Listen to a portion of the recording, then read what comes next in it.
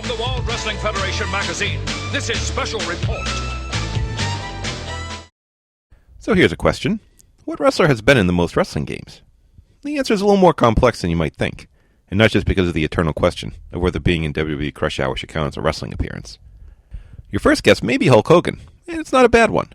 After all, the Hulkster has been one of the most recognizable names in wrestling for decades, and any WWF game, even with a roster of 5 or 6, would feature him.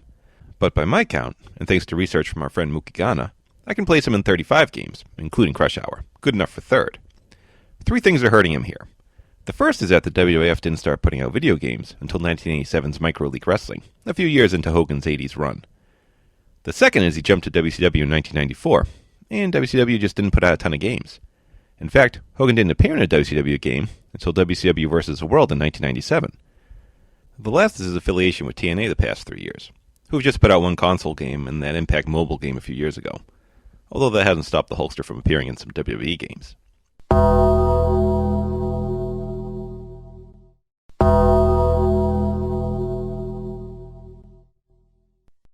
The answer would appear to be The Undertaker, who I counted at a robust 48 games. It's really a matter of perfect timing.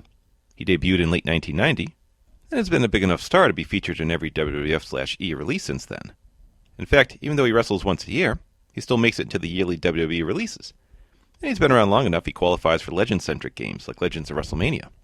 In case you're wondering, Triple H comes in second with 37 games, for largely the same reasons as The Undertaker, only he debuted in the WWF about 5 years later. And Shawn Michaels comes in fourth with 33 appearances. But there are a few things to consider. When Sega and Nintendo were putting out WWF titles for their respective 16-bit consoles, often there would be different rosters. So Hulk Hogan was in Royal Rumble for the Genesis, but not the SNES. Clearly he gets credit for his Genesis appearance. But what about Bret Hart, who appeared in both the Sega and Nintendo versions? Does he get double credit, so to speak? No chance! No chance in hell! Sympathy. I have no sympathy for Bret.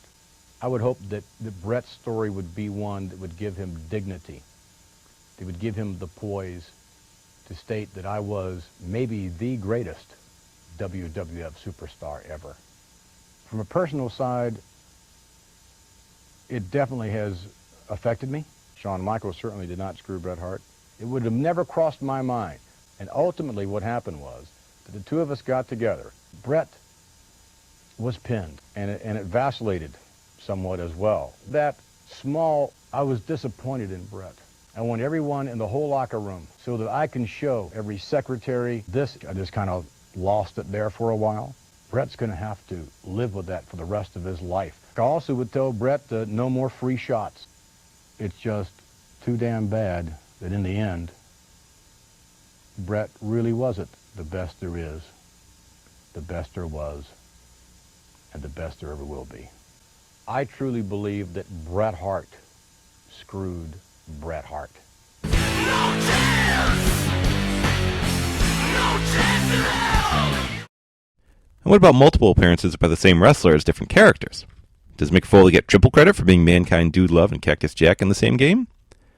The current trend in the WWE games is to have most of the roster make multiple appearances, like current John Cena and rapper John Cena, or 80s Randy Savage or the NWO version. Hey, if you include DLC, The Undertaker appeared 3 times in that game. Does that get multiple credit? But maybe the biggest problem is fake wrestlers in unlicensed games. We've seen it a million times.